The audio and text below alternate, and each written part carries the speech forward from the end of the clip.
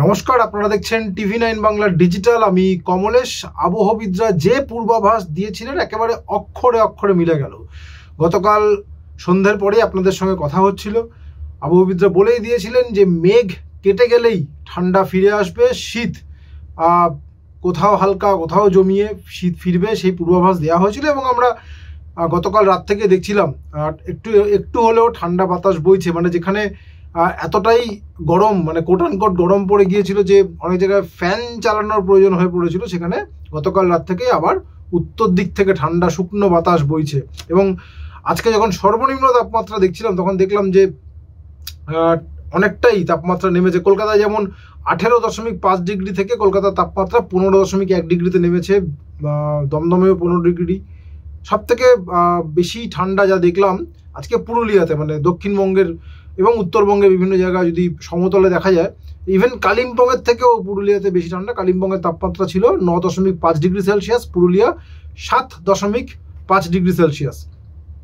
আসানসোল, বর্ধমান এই অঞ্চলগুলো বা উত্তরবঙ্গের কোচবিহার, জলপাইগুড়ি এইগুলো সব 11 ডিগ্রির ঘরে তাপমাত্রা রয়েছে, ছিল আজকে।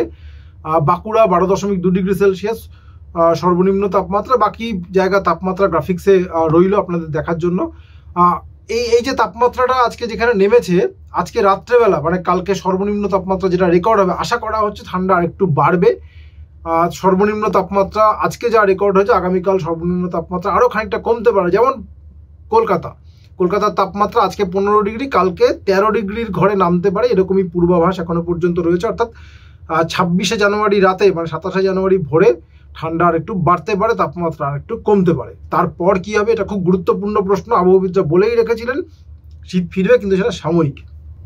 এবং এখনো পর্যন্ত যা পূর্বাভাস, এই দফাতেও শীতের আয়ু সাময়িক, এবং এটাই শেষ দফা কিনা সেটা একটা বড়সড় প্রশ্নচিহ্ন রইল। আপাতত যা পূর্বাভাস তাতে সোমবার মঙ্গলবার দুদিনই ঠান্ডা আমেজ থাকছে। বুধবার থেকে তাপমাত্রা হু হু করে বাড়তে শুরু করে দেবে। অর্থাৎ আগের যেখানে তাপমাত্রা কদিন আগে পৌঁছেছিল, মানে গতকাল পর্যন্ত যেখানে তাপমাত্রা পৌঁছেছিল, আবার সেখানে ফিরে যাওয়ার সম্ভাবনা বা আশঙ্কা বলতে পারি। কারণ এই তাপমাত্রা বৃদ্ধিটা বোধহয় কেউই চাইছেন না। বিশেষ করে যে ওয়েদার আমরা গতকাল দেখছিলাম তার থেকেও খারাপ জায়গায় পৌঁছে যেতে পারে। এবং কলকাতার তাপমাত্রা 19 ডিগ্রিতে পৌঁছে যেতে পারে। জেলার তাপমাত্রাও অনেকটা স্বাভাবিকের 2 থেকে 3 ডিগ্রি ওপরে, যেখানে আজকে তাপমাত্রা রয়েছে সেখান থেকে 3 থেকে 5 ডিগ্রি ওপরে উঠে যেতে পারে। যেটা কলকাতার একটা উদাহরণ হিসেবে বলছি, কলকাতার সর্বনিম্ন তাপমাত্রা বুধবার, বৃহস্পতিবার, শুক্রবারের মধ্যে 18-19 ডিগ্রিতে পৌঁছে যাওয়ার সম্ভাবনা। এবং আশঙ্কার জায়গাটা অন্যত্র। দিনের বেলা ঠান্ডার লেশমাত্র থাকবে না সপ্তাহান্তে। দিনের তাপমাত্রা 28 থেকে 29 ডিগ্রিতে পৌঁছে যেতে পারে, মানে প্রায় 30 ডিগ্রি ছুঁই হয়ে যাবে। কারণ পরপর দুটো পশ্চিমী ঝঞ্ঝা আসছে।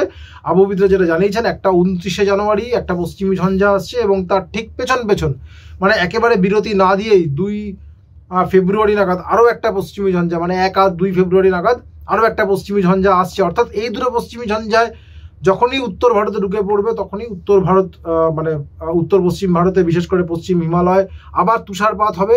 কিন্তু উত্তর ভারতের সমতলে যেহেতু জলীয় বাষ্পপূর্ণ বাতাস ঢুকে পড়বে, ফলে উত্তরে হাওয়ার জোগাড় একেবারে বন্ধ হয়ে যাবে অন্তত 4 থেকে 5 বা 5 থেকে 6 দিনের জন্য।